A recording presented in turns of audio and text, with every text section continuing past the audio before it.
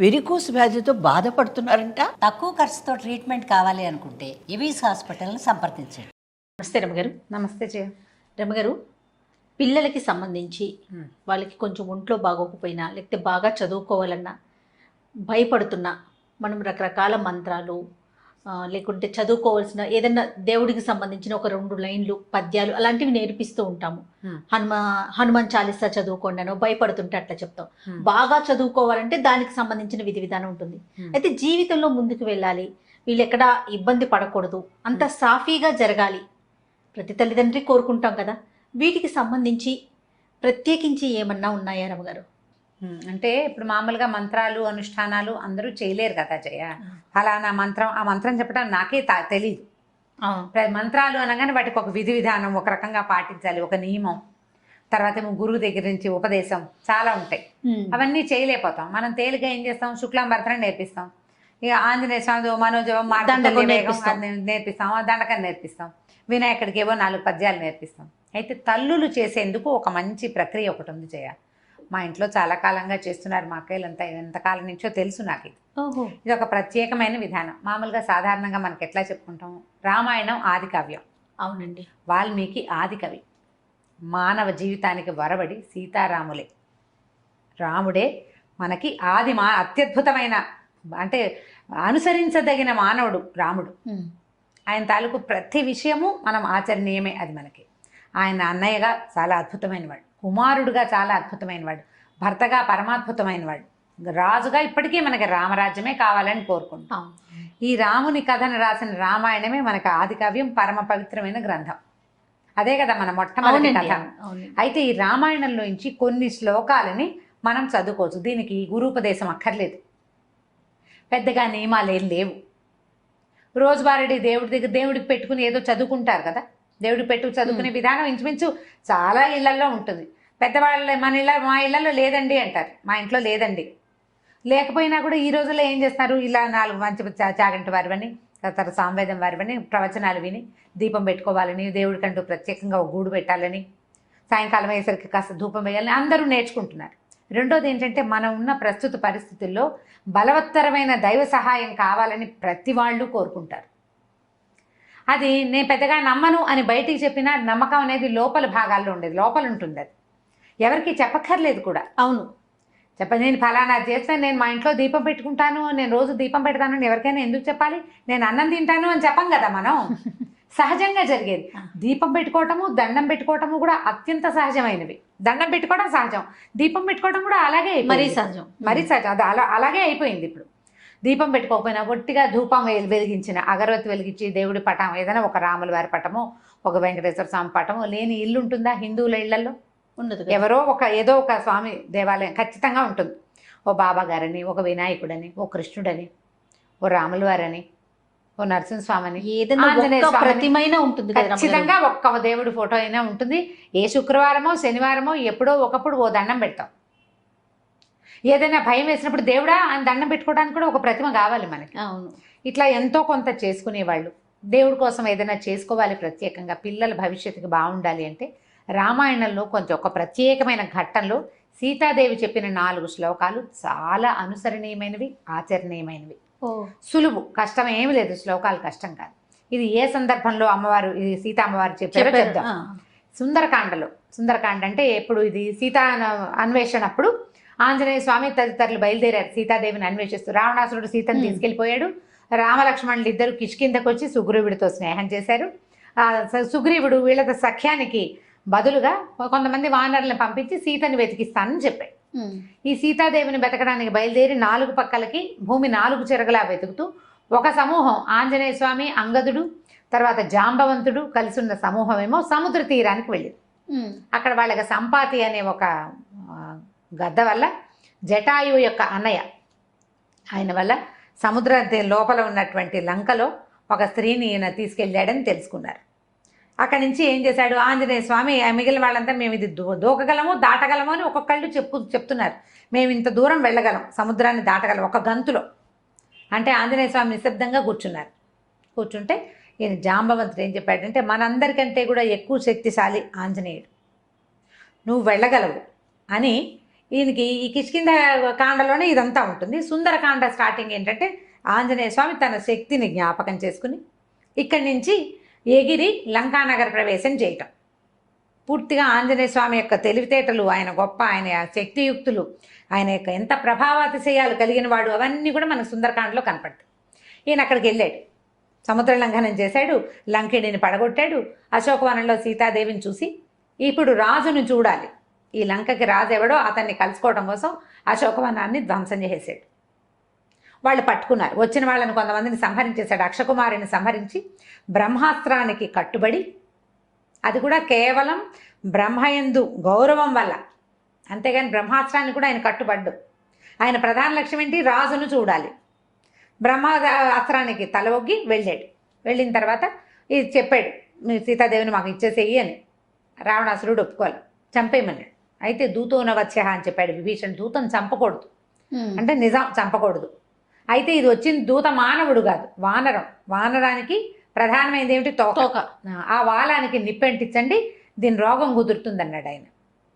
ఈ వచ్చిన ఆంజనేయుణ్ణి ఒకడు సముద్రం మొత్తాన్ని లంఘించి 100 యోజనాలు దాటగలిగిన వానరం సామాన్యమైనది కాదన్న ఇంగితం పడలేదు రావణాసురుడు.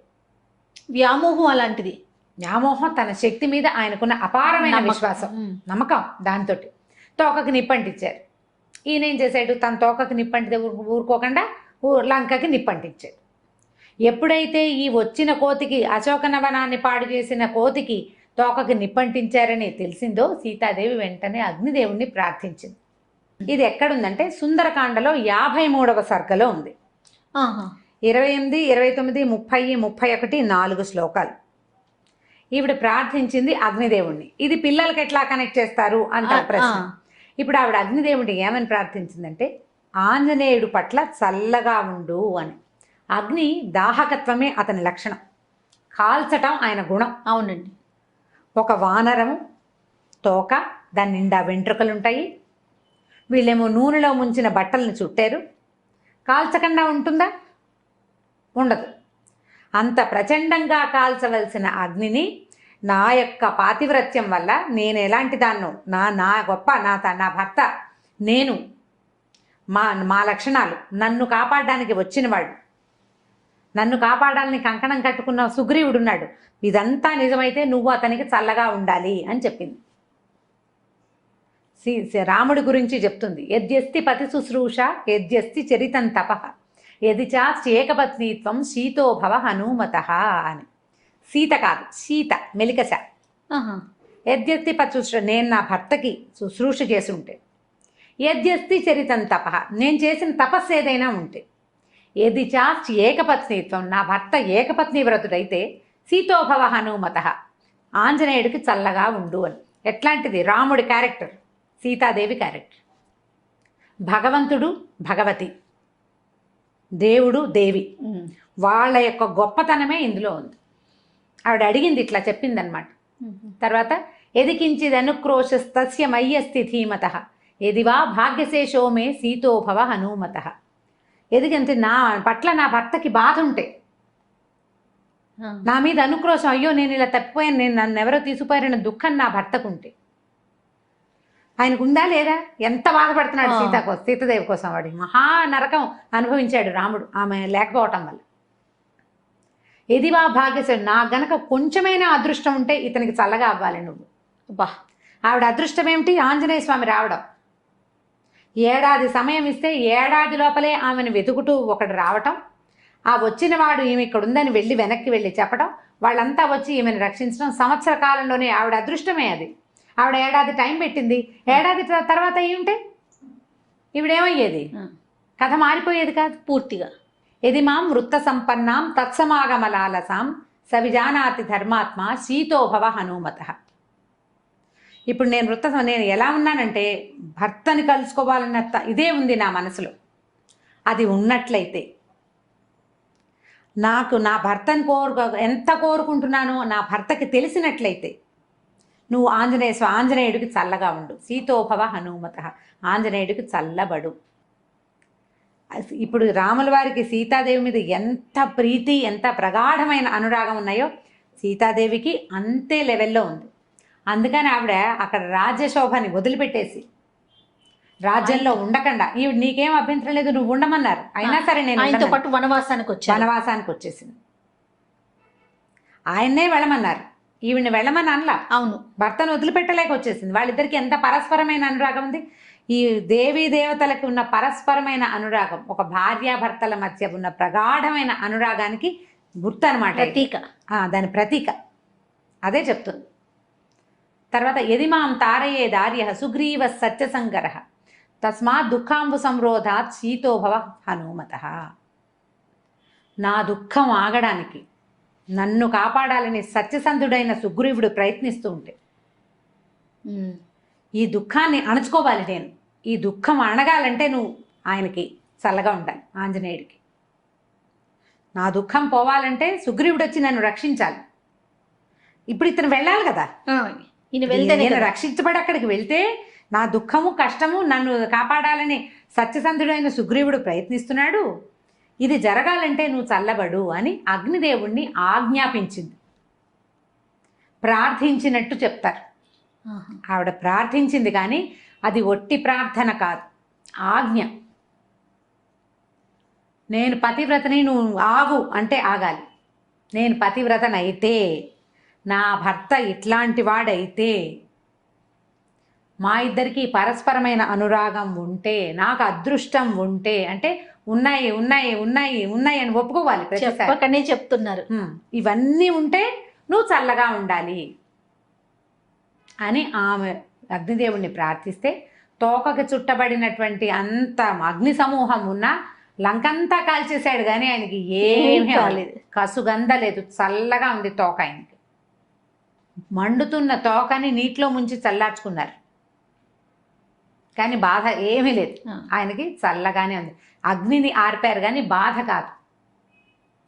ఈ 4 శ్లోకాలని తల్లులు గనక చేసుకుంటే, ప్రత్యేకంగా కుమారులకని చెప్పబడింది కానీ సంతానం కోసం, అమ్మాయిలు కానీ అబ్బాయిలు కానీ, పిల్లల భవిష్యత్తు పట్ల వాళ్ళు ఎక్కడికైనా వెళ్తే అక్కడ ఏదైనా ప్రమాదాలు ఎదురవుతాయన్న భయం ఉన్నా, పిల్లల తాలూకు సెటిల్మెంట్ మీద మనకి భయాలు అవి ఉండి జాతకాల్లో ఇబ్బందులు ఉన్నాయని, లేకపోతే అవకాశాలు రావట్లేదని బాధలు అవి ఉన్నా కూడా ఇది అలవాటు చేసుకోవాలి. ఇన్నిసార్లు చదవాలన్న నియమం లేదు. నియమం పెట్టుకోవడానికి ఒక చిన్న పద్ధతి ఉంది, కావాలంటే చెప్తాను అది కూడా. రోజువారీ మనం చదువుకునే స్తోత్రాల్లో ఈ 4 శ్లోకాలు చదువుకోండి. చాలా సింపుల్. 53వ సర్గలో ఉన్నాయి. తప్పకుండా 28, 29, 30, 31 డిస్క్రిప్షన్ బాక్స్లో పెడదాం ఈసారి. లాస్ట్ టైం పెట్టలేదని అందరు అడిగారు. ఈ శ్లోకాలు 4 వితౌట్ మిస్టేక్స్ పెడదాం తప్పకుండా. సో ఇవి గనక చదువుకుంటే పిల్లల భవిష్యత్తుకి భయం ఉండదు, భద్రత ఉంటుంది. భగవంతుడు వాళ్ళ వెనకాల నిలబడి కాపాడతాడు. రామాయణంలో ప్రతి అక్షరము మంత్రమేనని చెప్తారు. ప్రతి శ్లోకానికి దానికి ప్రత్యేకమైన శక్తి ఉంది. ఈ 4 శ్లోకాలకి ఉన్న శక్తి ఏంటంటే కాల్చవలసిన అగ్ని చల్లబడిపోవటం. అగ్ని చల్లబడిపోయిందంటే చూడండి, ఇప్పుడు సీతాదేవి ఆంజనేయ స్వామి కోసం కోరింది, ఒక తల్లి కుమారుడు కోసం కోరింది. అట్లా మనం గనక మన పిల్లల కోసం కోరుకుంటే ఈ పని అవుతుంది. ఒకవేళ మనకి ఏదైనా ప్రత్యేకమైన సమస్య అలా ఉందనుకోండి, 40 రోజులు పెట్టుకోండి. అది ఎట్లా చేయాలంటే ఈ పిల్లల జన్మ నక్షత్రం నాడు మొదలుపెట్టి 40 రోజుల పాటు రోజుకి ఇన్నిసార్లు అని, అది మీరు 11 సార్లు పెట్టుకోవచ్చు, 21 సార్లు పెట్టుకోవచ్చు, 40 సార్లు కూడా పెట్టుకోవచ్చు. ఈ 40 రోజులు అయిన తర్వాత ఎక్కడైనా ఒక ఆంజనేయ స్వామి దేవాలయంలో పానకం చేయించటము, ఏ వడమాల వేయించటము, ఆకుపూజ చేయించటము, అట్లా ఏదైనా చేసుకోవచ్చు. నిత్యము ఇట్లా 40 సార్లు అట్లా ఎక్కువ సార్లు చేస్తున్నారనుకోండి, ఓ చిన్న గ్లాసు బల్ల పానకాన్ని నివేదనగా పెట్టండి ఆంజనేయ స్వామికి.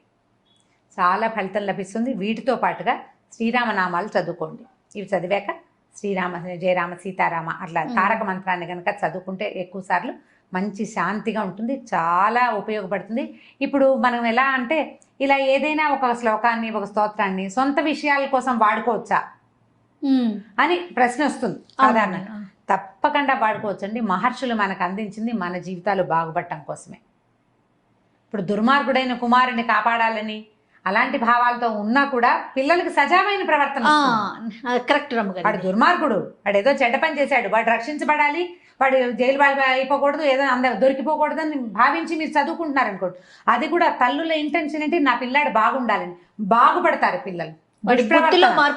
దుష్ప్రవర్తన ఉన్న పిల్లల కోసం కూడా ఇది తల్లులు గనక చేస్తే వాళ్ళ ప్రవర్తనలో కూడా మార్పులు వస్తాయి. చాలా ఉపయోగపడుతుంది. మనకి పూర్వం నుంచి పెద్దవాళ్ళు చెప్తున్నదే, రామాయణ అంతర్గత శ్లోకాలు ఇట్లా చాలా చోట్ల మనకు చెప్పబడతాయి. ఇది ఎక్సలెంట్గా పిల్లలకి సహాయకారిగా ఉంటుంది, తల్లులకి మనోధైర్యాన్ని ఇస్తుంది. ఆలోచించి చేసుకోండి నిదానంగా. చాలా అద్భుతమైన విషయం చెప్పారు రమ్మగారు. నమస్తే. నమస్తే చెయ్యి.